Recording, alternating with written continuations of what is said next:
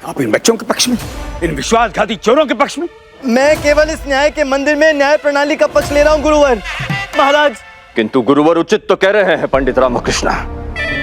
इन चारों को जिस परिस्थिति में पकड़ा गया था उससे तो। क्षमा करें महाराज, किंतु आधा सच पूरे झूठ से अधिक घातक होता है। मैं तो स्वयं अनुभव कर चुका हूँ। परिस्थिति के छल का एक शिकार तो आपके सम्मुख ही खड़ा है। यदि किसी आरोपी को उसकी सफाई का अवसर दिए बिना दंडित कर दिया जाए तो वो कितना पीड़ादायक होता है, ये मुझसे अधिक और कौन समझ सकता है महाराज। महाराज मैं तो वापस चले जाइए यहाँ से। आज के बाद हम आपका ये चेहरा कभी नहीं देखना चाहेंगे, कभी नहीं देखना चाहेंगे। उचित है, तो इन आरोपियों का भी पक्ष सुन लेते हैं। हम तुम्हें केवल एक अवसर देते हैं, यही समय है सत्य बोलने का। हम केवल सत्य सुनना चाहते हैं। बोलो। अब मैं रामा, कुछ देखा? हाँ बंधु, कुछ तो गड़बड़ है। आशा है जो बोले सत्य ही बोले, क्योंकि यही एक अवसर है इनके पास बचने का।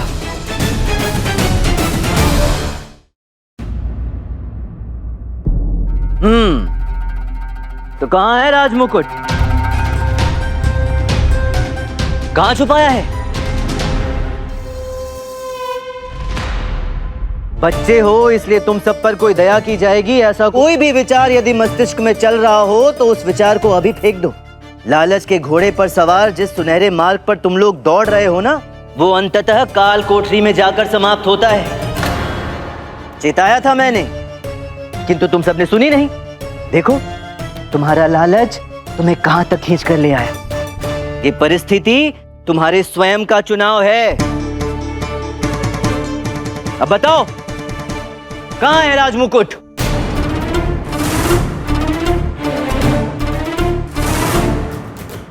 उत्तर दो।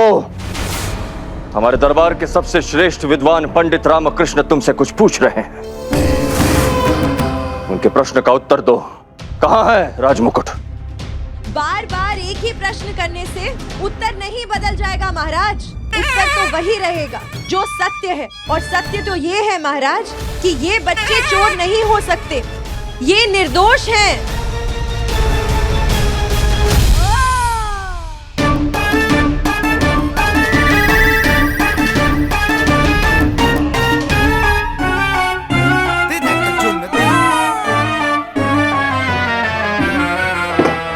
क्षमा कीजिए महाराज, दरबार की कार्यवाही में विघ्न डालने के लिए। वो जब हमें पता चला कि इस न्याय के बड़े मंदिर में अनजाने में इन अबोधों के साथ अन्याय हो रहा है तो हमसे रहा नहीं गया और हम यहाँ चले आए। उठा लो। क्या उठा लो देवी? अम्मा से शपथ उठवा लो महाराज। ये बच्चे ऐसा कर ही नहीं सकते। ये तो अपनी पेट की अग्नि बुझाने के लिए छोटी मोटी चोरियां करने वाले अबोध चोर हैं। सिर्फ नटखट चोरियां तो भगवान श्री कृष्ण भी करते थे, वो भी तो माखन चुरा कर खाते थे ना। किंतु उन्होंने माखन नहीं चुराया है अम्मा, राज मुकुट चुराया है। हमारे वंश के गौरव पर कूट दृष्टि डालने का दुस्साहस किया है इन्होंने। क्षमा करें महाराज, एक क्षण। अरे वो करची चम्मच की जोड़ी, तुम दोनों यहाँ क्या कर रही हो और क्यों पड़ रही हो इस पचड़े में? अम्मा, ये आ बैल मुझे मार नहीं, आ यमराज मुझे ले जा वाली हरकत है।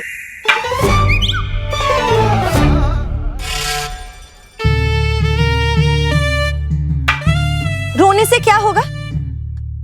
जो सत्य है महाराज को बताओ। महाराज हमारा विश्वास कीजिए महाराज, हमने चोरी नहीं की। हाँ महाराज, हमने आपका मुकुट नहीं चुराया, हम निर्दोष हैं। निर्दोष हैं। देखिए महाराज इन निर्दोष पंछियों को, पूछिए इनसे महाराज। ये निर्दोष बगुले भगत अबोधता का स्वांग रचकर हमारे शिष्य बनकर महल में घुसे और फिर उसी मध्य रात्रि को पुनः महल में क्यों घुसे? और क्या पिट्ठू खेलते हुए पकड़े गए थे तुम लोग राजमहल के सैनिकों द्वारा?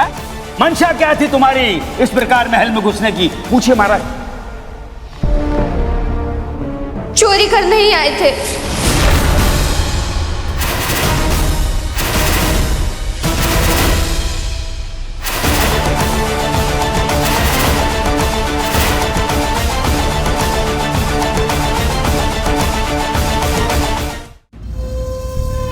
क्या करने आए थे, फिर से बोलो। चोरी करने ही आए थे। देखा महाराज, देखा महाराज, देखा आपने, चोरी करने ही आए थे। स्वयं अपने मुख से बोलकर स्वीकार कर रही है ये। किंतु राज मुकुट की चोरी नहीं महाराज, बेर की चोरी करने आए थे।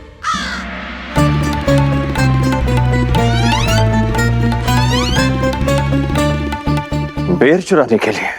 जी महाराज, यही सत्य है। हम बेर लेने ही आए थे।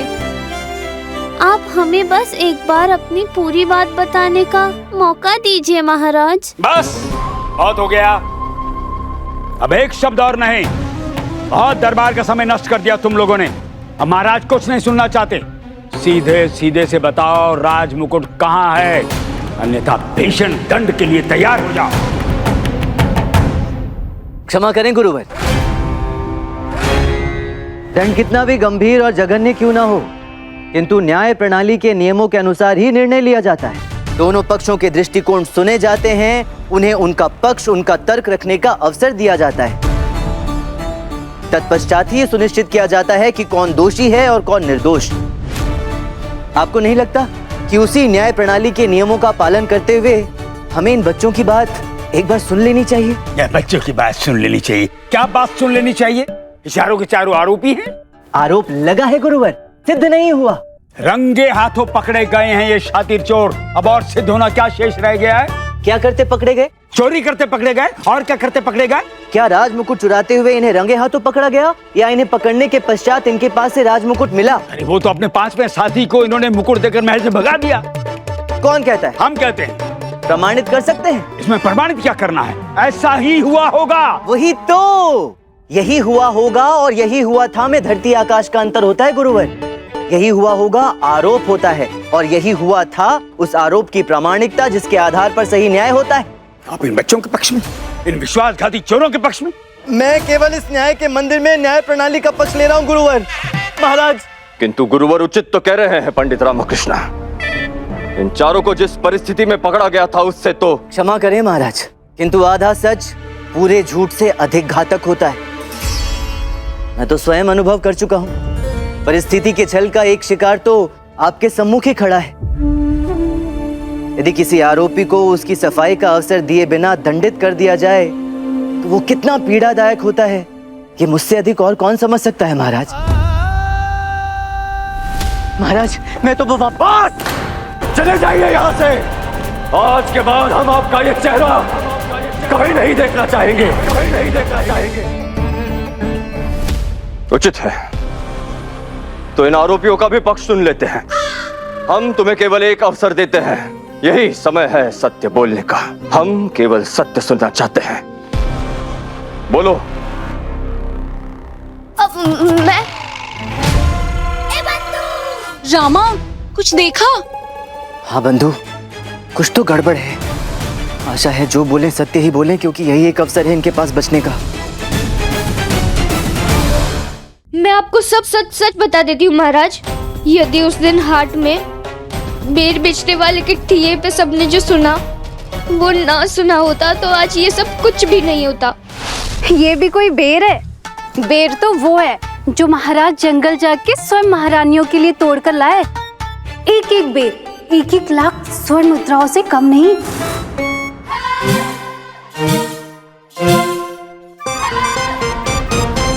उस दासी के मुख से बेर की इतनी मूल्यवान व्याख्या सुनकर हमारे मन में लोभ आ गया महाराज। महाराज, हमारा आपसे नम्र अनुरोध है, ये जो अमूल्य बेर आप हमारे लिए लेकर आए हैं, इन्हें अत्यंत ही सुरक्षित स्थान पर रखवा दीजिए। और नहीं तो क्या, एक एक बेर पूरे 1-1 लाख स्वर्ण मुद्राओं के बराबर है महाराज। और हमारे लिए तो ये हमारे पति के प्रेम का राज मुकुट है। राज मुकुट से स्मरण हुआ महाराज, क्यों ना इन बेरों को भी राज मुकुट के साथ सुरक्षा घेरे में रखवा दिया जाए।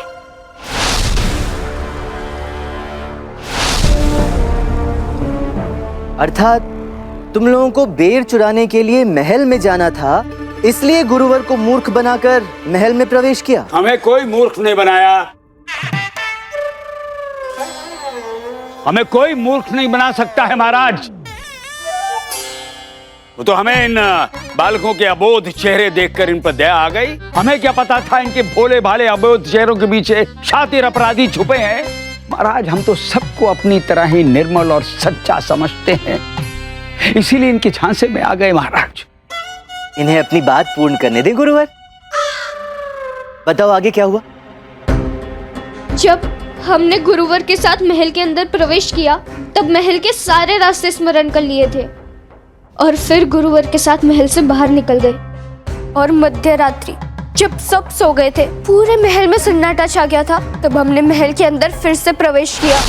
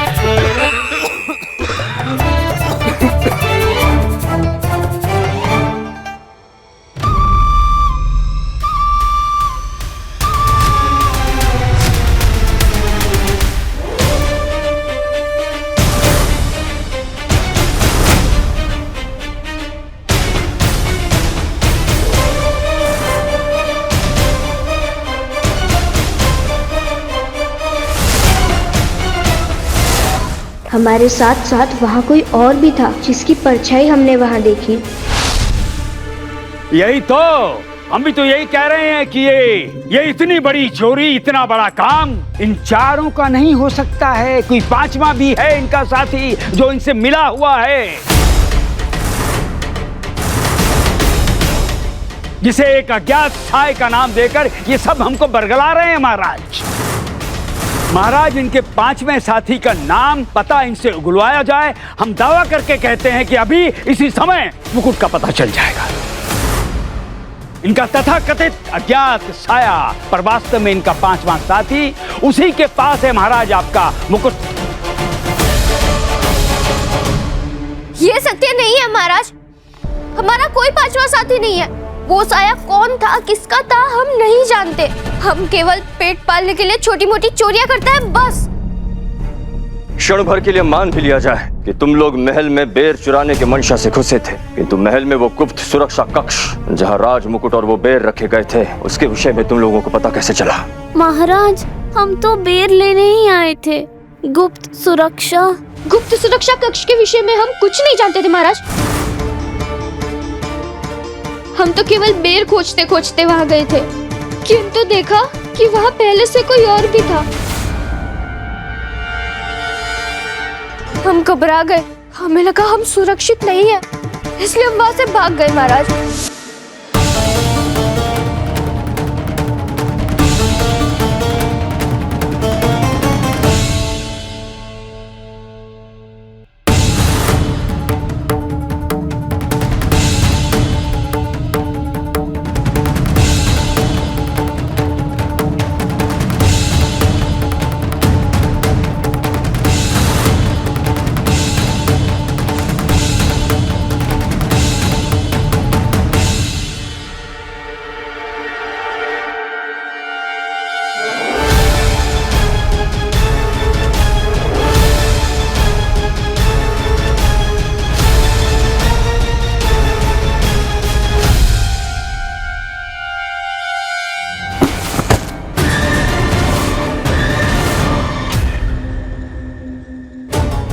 कौन है?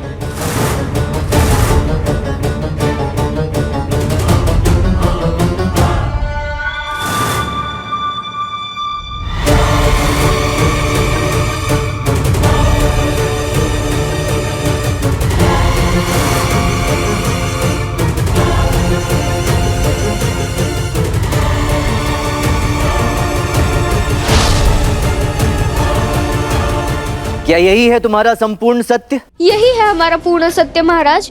हम तो केवल परिस्थिति का शिकार हो गए। मुकुट चोरी में हमारा कोई हाथ नहीं है। हमें तो ये तक नहीं पता कि मुकुट कहाँ से आया और कहाँ चला गया। पुनः सत्य महाराज। महाराज, अब हम आपके समक्ष उस व्यक्ति को बुलाएंगे जो इस बच्ची के कथन की पुष्टि करेगा।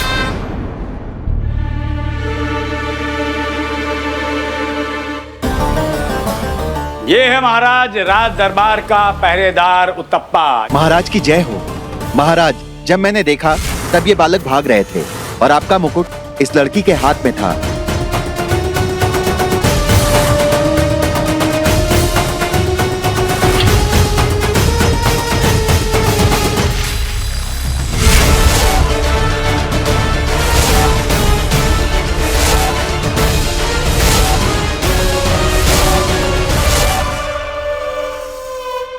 इस बच्ची ने मुकुट चुराया हमारे महाराज का। महाराज, महाराज बस वहीं खड़ी रहो।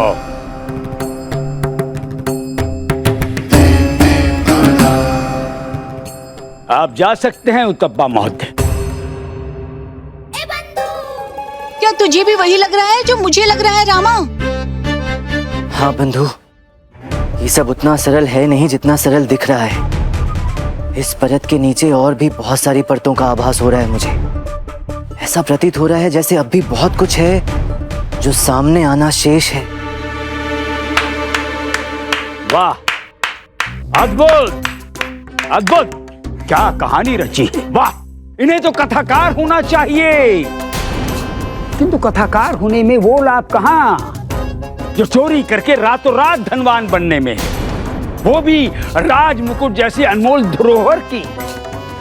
दुर्भाग्य है कि इनकी ये मनगढ़ंत काल्पनिक कहानी पर विश्वास करने वाला यहाँ कोई नहीं है। ये कोई कहानी नहीं गुरुवर, हमने जो कहा सत्य कहा महाराज।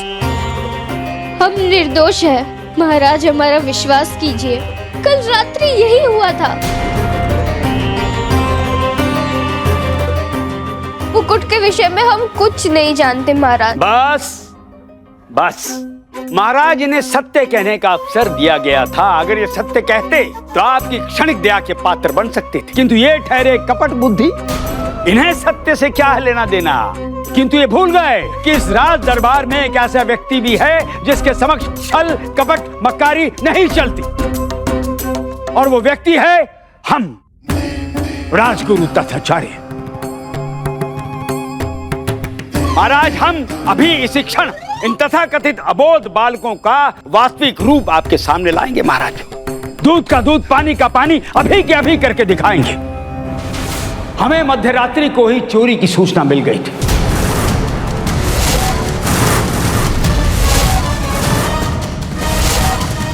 और जैसे ही हमें सूचना मिली, हम भागे भागे महल में पहुंचे और सभी सुरक्षा कर्मियों और सलाहकारों के साथ पूरी जगह का हमने मुआयना किया, जांच पड़ताल की और सूत्र को देखा, परखा और महल के एक एक कोने की तलाशी ली महाराज। और क्या आप जानते हैं महाराज, हमें मुकुट वाली तिजोरी से क्या मिला? क्या मिला गुरुवर?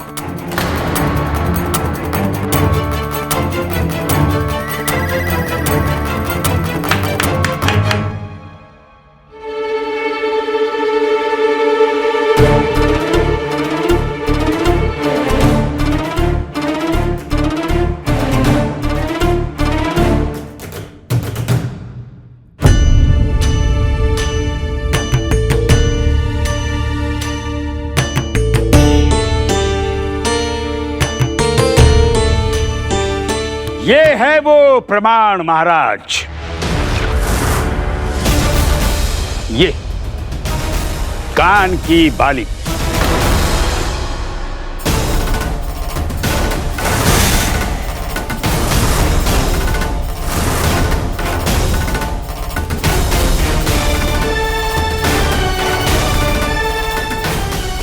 महाराज, ये कान की बाली हमें ठीक उसी स्थान पर मिली जहां महाराज का राज मुकुट रखा गया था। कान की बाली किसकी है ये बताने की कोई आवश्यकता नहीं, क्योंकि जिसकी ये बाली है वो एक कान में बाली पहने यहीं खड़ी है सबके सम्मुख। ये देखिए महाराज,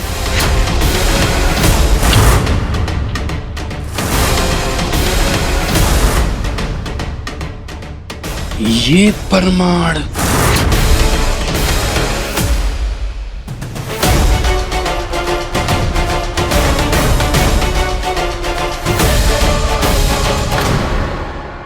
चिंता मत करो बहन, खाली टोकरी लाए हो किंतु भर कर भेजूंगी। अब आप भी तो हमारे परिवार जैसे ही हो ना। आप भी मुझे कुछ देना चाहती हो क्या?